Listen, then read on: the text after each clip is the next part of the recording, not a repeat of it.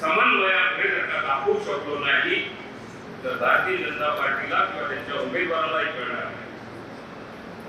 माझी अपेक्षा असणार आहे उमेदवार निवडताना सगळा गोड बोलतो, आज ते उमेदवार काही पाया पडतो, कोणताही पक्ष असला तरी तो सगळं हो म्हणतो, पण त्या हो म्हणण्याबरोबर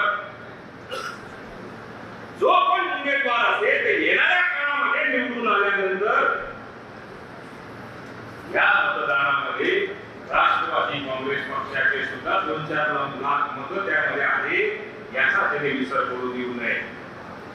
येणाऱ्या काळामध्ये महायुतीचा जो उमेदवार निवडून जाईल ते पुढच्या 5 वर्षाकरता प्रत्येक तालुक्यातला जबाबदार पदाधिकारी असेल त्याला विश्वासात घेऊन राष्ट्रवादी काँग्रेस पक्षाच्या ग्राम पातळीपर्यंत आपल्याला काम करणं त्या ठिकाणी बंधनकारक असेल. एकदा आपलं काम काढून घ्यायचं आणि काम काढल्यानंतर मग आपले तितंबे नंतर दाखवायला सुरुवात करायची, हे मात्र राष्ट्रवादी काँग्रेस पक्ष आपल्या माध्यमातून सहन करणार नाही. अशी मी या ठिकाणी आपल्या सगळ्यांच्या वतीने महायुतीच्या नेत्यांसमोर भूमिका मांडली. आपल्याला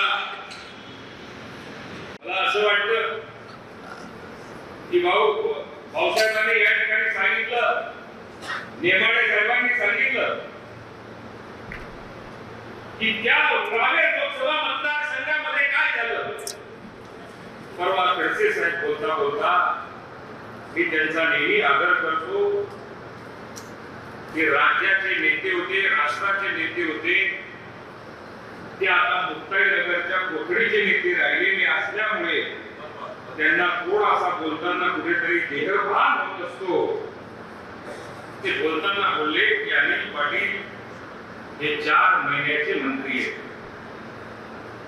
खडसे साहेब मला केवळ फक्त आमदारच व्हायचं होतं, मला राज्याच्या उपमुख्यमंत्री आणि राष्ट्रवादीच्या अध्यक्षांनी या राज्याच्या 9 मंत्र्यांमध्ये एक मंत्री करण्याची संधी, काम करण्याची संधी मिळवून दिली. मी 4 दिवस असलो तरी समाधानी, 40 दिवस असलो तरी समाधानी. आमच्या राष्ट्रीय नेत्यांनी जर का सांगितलं उद्या तुला राजीनामा द्यायचा, मी त्याच्यापेक्षा जास्त समाधानी, कारण त्या माझ्यापेक्षा अजून कोणी जर का एक माणूस जुळत असेल तर मी त्याला महत्व देणारा व्यक्ती असल्यामुळे त्यांनी उद्या राजीनामा मागितला तरी सुद्धा त्याच्यात समाधानी असेल. पण तुमची परिस्थिती काय? तुम्हाला राष्ट्रवादी काँग्रेस पक्षामध्ये सुद्धा कोणी घेत नव्हतं. तुम्हाला भारतीय जनता पार्टीमध्ये आज तुम्ही किती विनवण्या केल्या तरी सुद्धा तुम्हाला कोणी टाळा बसू देत नाहीये, त्या ठिकाणी तुम्हाला कोणी घेत नाहीये. मी 4 दिवसाचा 4 महिन्याचा मंत्री जरी असतो तर पुढच्या 4 वर्षाकरता जे तुम्ही आमदार म्हणून विधान परिषदेमध्ये बसलेले आहात यातला मी एक मतदार आहे. त्याचे 25 मतदार 27 मतदार हे अजितदादांबरोबर आहे. यांनी जर का तुम्हाला परिषदेला विधान परिषदेला मतदान केलं नसतं तर तुम्ही आता परत कोथळीमध्ये बसूनच आपले पाय टेकले असते. पण दुसऱ्यावर टीका करण्यापेक्षा आपलं परीक्षण करण्याची तुम्हाला फार आवश्यकता आहे. मला आत्मविश्वास आहे की जे ज्या पक्षात असतात त्या पक्षामध्ये फार प्रामाणिकपणे प्रयत्न करतात आदरणीय खडसे साहेब. मला आत्मविश्वास आहे की ते येणाऱ्या काळामध्ये त्यांच्याकडनं महाविकास आघाडीकडनं जो उमेदवार असेल त्याच्या खांद्याला खांदा लावून आतापर्यंत त्यांनी गिरीश भाऊ महाजनांच्या विरोधात प्रखरतेने भूमिका मांडलेली असेल. सुरेश जैन यांना जेलमध्ये टाकण्यापर्यंत आपली भूमिका मांडली असेल. गुलाबरावजी देवकर यांच्या भारतीय जनता पार्टीमध्ये असताना गुलाबभाऊ देवकर असतील, सतीश अण्णा असतील, यांना सुद्धा जेलमध्ये टाकण्यापर्यंत त्यांनी त्यांची भूमिका निभावलेली होती.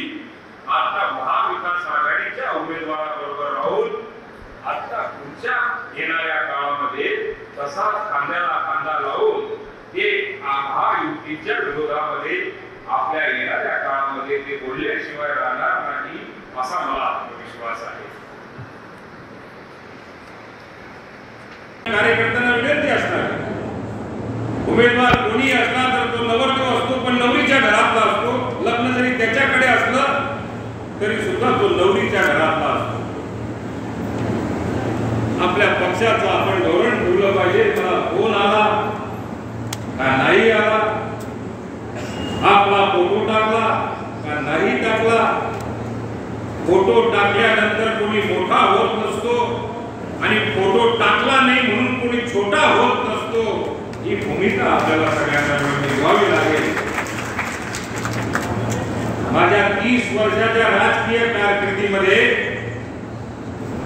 मी कोणत्याच बॅनरवरती आजपर्यंत माझा फोटो बघितलेला नाही. त्यामुळे मला जास्त काही ताण नसतो.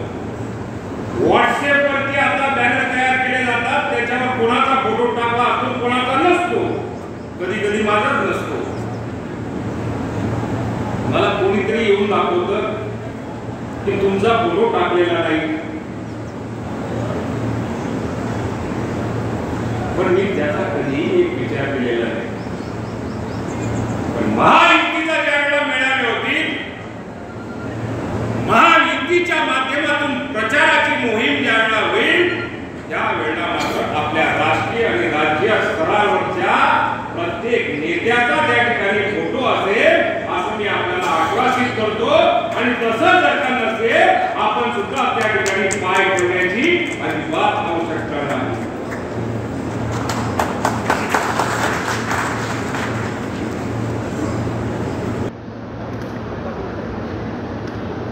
पण पक्ष श्रेष्ठींनी जो निर्णय घेतला तो सराखूब आहे. पक्ष श्रेष्ठींनी जो आदेश दिला, याच्या पद्धतीने काम करण्याची जबाबदारी ही राष्ट्रवादी काँग्रेस पक्षाच्या प्रत्येक पदाधिकाऱ्यावर कार्यकर्त्यावर आहे. उमेदवार कोण आहे, काय आहे, त्यांच्या पक्षामध्ये काय चाललेलं याच्याशी आम्हाला काही घेणं देणं नाही.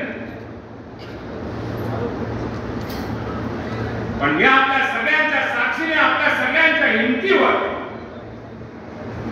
महायुतीचा जो काही उमेदवार असणार आहे, त्या महायुतीचा प्रामाणिकपणे राष्ट्रवादी काँग्रेस पक्षाचा प्रत्येक कार्यकर्ता हा मनापासून कार्यक्रम करेल, मनापासून कार्य करेल, मनापासून प्रचार करेल आणि निवडणुकीमध्ये सिंहाचा वाटा त्या ठिकाणी ठेवेल. एवढंच या ठिकाणी आपल्याला सगळ्यांना आश्वासित करतो. पण त्या अगोदर बऱ्याच पदाधिकाऱ्यांनी आमच्या सारख्याजवळ व्यथा मांडल्या. उमेदवार आम्हाला फोन करत नाही. ज्या पक्षाची या ठिकाणी उमेदवारी असेल, त्या पक्षाच्या नेत्यांची जबाबदारी असते की त्यांनी तिन्ही पक्षाच्या किंवा घटक पक्षाच्या प्रत्येक पदाधिकाऱ्याचा विश्वास घेऊन ते कार्य पुढे चालू केलं पाहिजे. मला गिरीश भाऊ महाजन आणि गुलाब भाऊ पाटील यांचा फोन आला होता. मी त्यांना एकच विनंती केली, राष्ट्रवादी काँग्रेस पक्षाची जिल्ह्यामध्ये ताकद आहे आणि जिल्ह्यामध्ये असलेल्या ताकदीचा आपण विचार करून केवळ फक्त आम्हाला गृहीत धरायचं कारण नाही. आमच्या कार्यकर्त्याला गाव पातळीवरती काम, स्थानिक समितीवरती काम करणाऱ्या कार्यकर्त्यापासून तर जिल्ह्याच्या जिल्हा अध्यक्षापर्यंत प्रत्येकाला जोपर्यंत मान सन्मान मिळत नाही, त्यांना विचारलं जात नाही, तोपर्यंत आम्ही काही काम करणार नाही अशी मी त्यांना आग्रहाची विनंती केली. एबीपी माझा, उघडा डोळे बघा नीट.